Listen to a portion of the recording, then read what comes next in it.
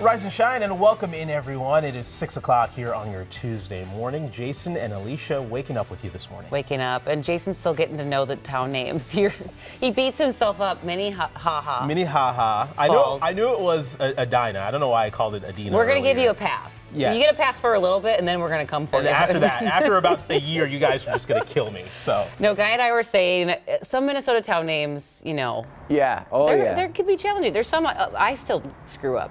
Oh, yeah, of course. If I don't know it, I just won't say it because no shame in my game. The town names, they can be pretty difficult to get sometimes. But I spent some time in Wisconsin before I moved here, and that's another state that can get you as well. So anyway, we have a nice warm up on the way. But first, we have to get through these cold days. And then on top of that, we have some rain and snow in the forecast later in the week, Thursday and Friday. And then once we get the rain and snow and the cold temperatures, we'll get a little treat. So anyway, 16, it feels like 5. That wind chill value is starting to creep down, right?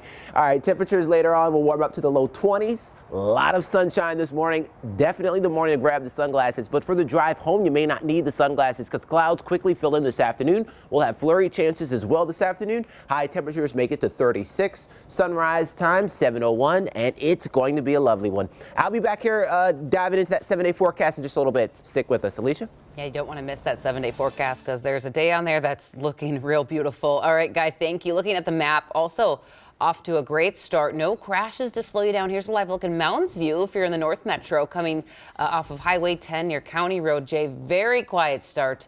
No crashes again. New this morning, police released new video overnight showing how a shooter got into a Nashville elementary school before killing 6 people. Yeah, we know 3 of the victims were children, all around the age of 9. This is who police say carried out the attack, a former student. This morning, we're also learning more about what the shooter had planned after leaving the school, but that did not happen because they were shot and killed by authorities. Our Jennifer Austin's outside the Capitol in St. Paul this morning, where Governor Walz is ordering all flags to be flown at half-staff. Good morning, Jen. Yeah, good morning. The governor wants flags flown at half-staff through Friday, at least, to honor the victims of this shooting. We did mention police in Nashville overnight released that new surveillance video showing the moment that the shooter entered this school. It is really hard to watch. So a warning before we show it to you here. It shows the car driven by the shooter arriving in the school parking lot. Police have identified that shooter as 28-year-old Audrey Hale, a former student of the school. The video shows Hale shooting through a locked school door to get inside. Hale is then seen walking through the hallways of the school with weapon in hand. The police chief says investigators believe the shooter resented having to go to the school. They found a manifesto and say the school was not the only target. We've turned it over to the FBI. We've looked over it as well, and it indicates that there was going to be shootings at multiple locations, and the school was one of them. There was actually a map of the school detailing surveillance, entry points, and how this was going to be carried out on this day. So again, 3 students shot and killed along with 3 staff members. You can hear more of that interview with the police chief coming up on the Today Show. Yeah, yet another school shooting here in America. Heartbroken for all those families, all those parents, everybody out there in Tennessee. Jen, thank you so much. Now, after this incident, one of the most searched questions online is how many mass shooting tragedies have happened in 2023? There have been 129 mass shootings in the U.S. this year. That's according to the Gun Violence Archive, a nonprofit that tracks gun violence. They consider a mass shooting anytime 4 or more people are shot in one incident. Last year, the group counted nearly 650 mass shootings.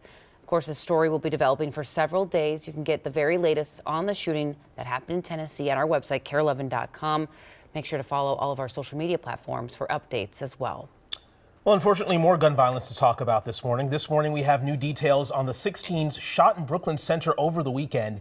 It happened in the parking lot of a building where Girl Scouts were meeting inside. The Girl Scouts River Valley Troop says none of the Girl Scouts or volunteers were involved or hurt in the shooting. They say a troop leader gave the girls instructions on staying calm. Outside, meanwhile, the shots damaged several Girl Scout vehicles. Police say more than 50 shell casings were found at the scene, and they came from several different weapons. The 6 teens shot are all expected to survive. No arrests have been made. For the first time, Kashmir Greneau is opening up about his experience as he recovers from being shot 3 times in North Minneapolis last week while he was walking home.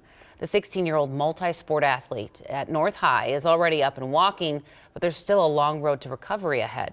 He and his family are thankful for the support of his community and his teammates. It was very enlightening. It was just a spark of happiness. My people are in my community support me and they love me, and people I go to school with every day, I see them every day, I talk to every day, they just love and care about me. So it gave me a lot of strength to just keep going. No kid should feel unsafe walking in their own neighborhood. You never know who you're shooting at, what kind of life this person have, and what future they may have coming up for them. It's good kids out here. Let's let them grow. Police haven't released any updates in the investigation. Friends started a GoFundMe page to help Cash on his recovery and his journey ahead. We've included the link on our website at KAROL11.com.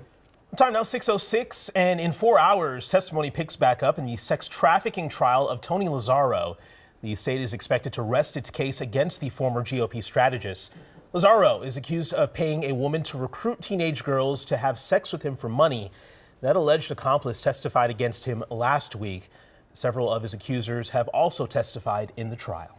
A new scam warning this morning that you should know about. It's from the Minnesota Supreme Court. They say scammers are pretending to be court officials.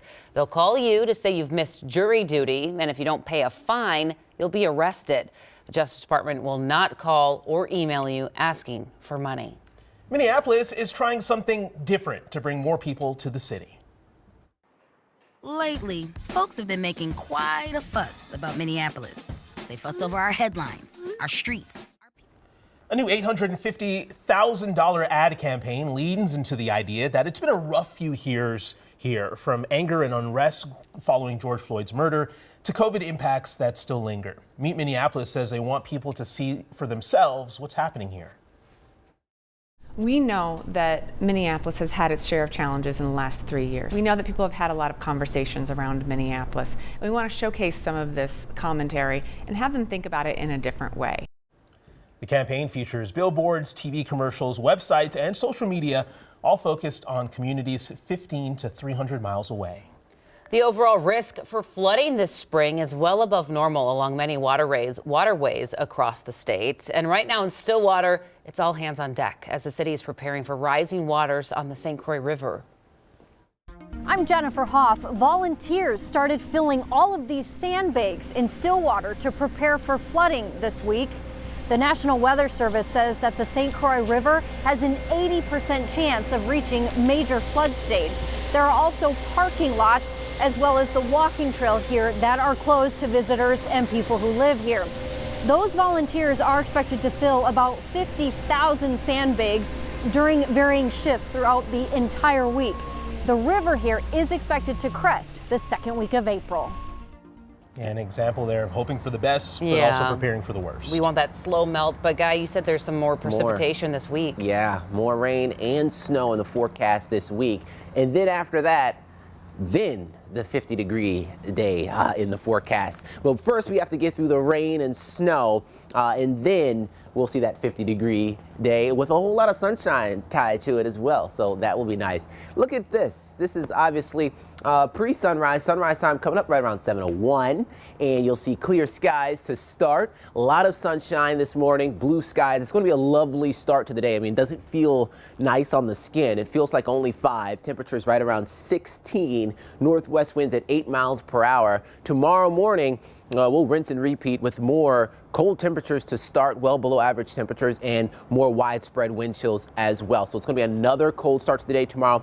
PM clouds later this afternoon. Few flurries possible later this afternoon. You'll see here with the next 12 hours, the perfect day to start with the sunglasses with a whole lot of sun again. We'll see that wind shift from the northwest to southwest right around 5 miles per hour, and then that will usher in the clouds with a couple flurries again possible.